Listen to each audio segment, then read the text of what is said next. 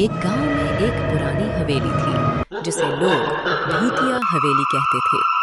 गांव वालों का मानना था भाई लोग, उस घर से अजीब अजीब आवाज आती है कि वहां रात के समय अजीब अजीब आवाजें आती हैं, कभी रोने की, कभी हंसी की और कभी कभी तो किसी के चलने की भी।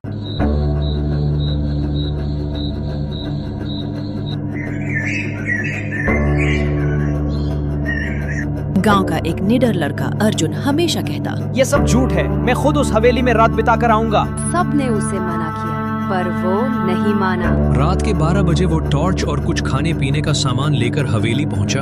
हवेली अंदर से टूटी फूटी थी, दीवारों पर धूल और मकड़ी के जाले लटके थे। उसने हिम्मत करके एक कमरा चुना और वहां बैठ गया। कुछ देर बाद अचानक हवेली के दरवाजे खुद ब खुद बंद हो गए। तभी उसे एक धीमी धीमी आवाज सुनाई दी। ओ, क्यों आया है तू? अर्जुन ने इधर उधर देखा, कोई नहीं था।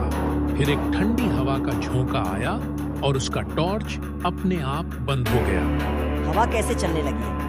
मेरी टॉर्च भी काम करना बंद कर चुकी है। अब हवेली अंधेरे में डूब चुकी थी। अचानक उसे एक परछाई नजर आई, एक औरत की, जो सफेद साड़ी में थी और बिना पैरों के हवा में तैरती हुई उसकी तरफ आ रही थी।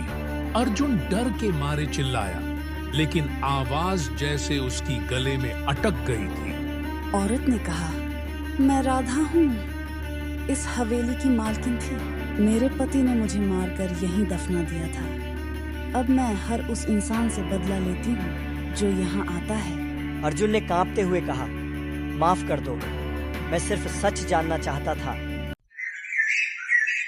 अगली सुबह गांव वाले जब हवेली पहुंचे तो उन्होंने अर्जुन को बेहोश हालत में पाया।